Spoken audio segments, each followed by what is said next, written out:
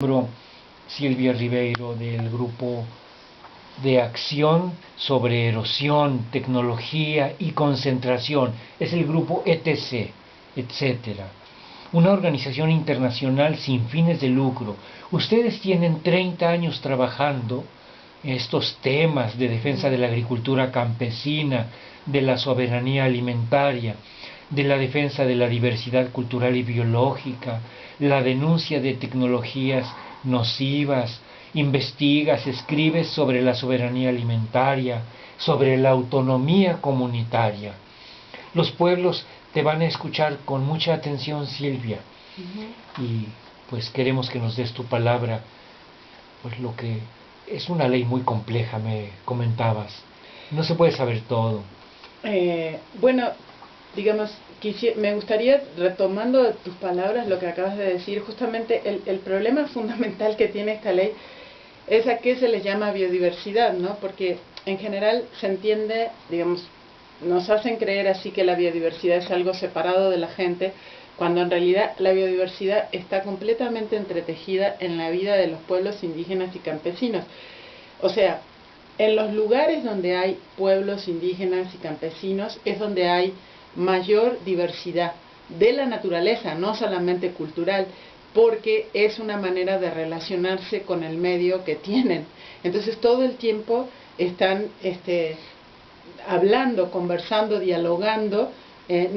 Por ejemplo, el corazón de los pueblos que de muchas maneras que es el maíz, la milpa, no solo el maíz separado, sino la milpa, es un diálogo. O sea, la milpa era un pasto, vamos a decir así, que empieza y que son sobre todo las mujeres campesinas que en ese diálogo de ver qué es lo que, cómo esa planta nos alimenta y nosotros la alimentamos, se crea el maíz, ¿no? Entonces, por ejemplo, la biodiversidad nunca ha estado separada de la vida de los pueblos. De hecho, no hay, pese a que existe, y de hecho en la ley se refleja mucho, existe esta visión falsa de que la biodiversidad, por ejemplo, son los bosques o los lindos paisajes y todo eso, como si ahí no hubiera gente. Y en realidad no existen prácticamente en todo el planeta, y mucho menos en México definitivamente, lugares en donde los pueblos no han estado en ese diálogo con la naturaleza. Entonces lo que sucede, digamos, un poco lo que tú decías al principio, esto de las clases sociales, no solamente siguen existiendo, sino que, por poner las cosas en su lugar, es una parte de esa, es una pequeñísima parte de la humanidad, no es la humanidad la que es responsable de la mayor devastación y la que hace, que rompe esos hilos de diálogo, ¿no? Entonces, esta ley, ¿qué es lo que hace? Por un lado lo separa y dice, bueno, los elementos de la biodiversidad se llaman recursos genéticos. Porque, por ejemplo, en ningún pueblo piensan que lo importante es una semilla.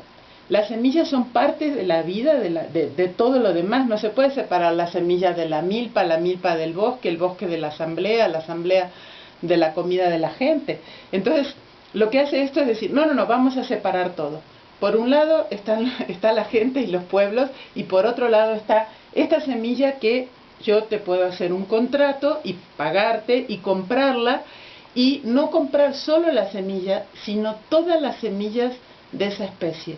Eso es lo que le llamamos biopiratería, o que en realidad acá ni siquiera se usa la palabra no biopiratería, sino la bioprospección, que era el nombre que le ponían antes, que es que puede llegar, por ejemplo, Monsanto y decir, bueno, yo este maíz le hice una modificación genética en un laboratorio, entonces lo puedo patentar y es mío, ¿no? Y lo han hecho. Lo han hecho con plantas, con plantas medicinales, con insectos, con microbios, con muchos elementos de la biodiversidad. Entonces, a partir de esto, que surge una discusión en Naciones Unidas, empieza en el Convenio de Diversidad Biológica, en donde dicen, bueno, lo que pasa es que todo esto tiene, y les llaman dueños, para mí la palabra no es dueños, pero entonces les llaman tiene dueños, porque son los que generaron esos recursos. Para mí no es que sean dueños como quien posee algo, como que es un objeto, sino que es parte de la vida de los pueblos. Entonces no es como decía antes, es indivisible.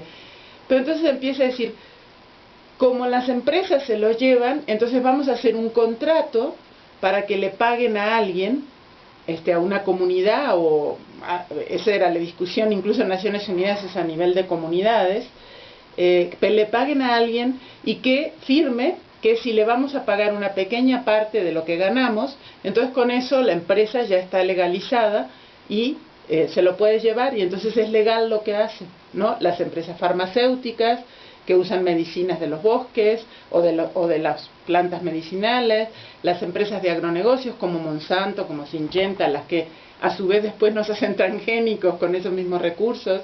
O sea, el maíz transgénico que quieren imponer en México viene de la creación campesina del maíz, solamente que se lo llevaron a un laboratorio. Eso es una privatización, ¿no? Entonces, bueno, esta ley se trata de eso. Es una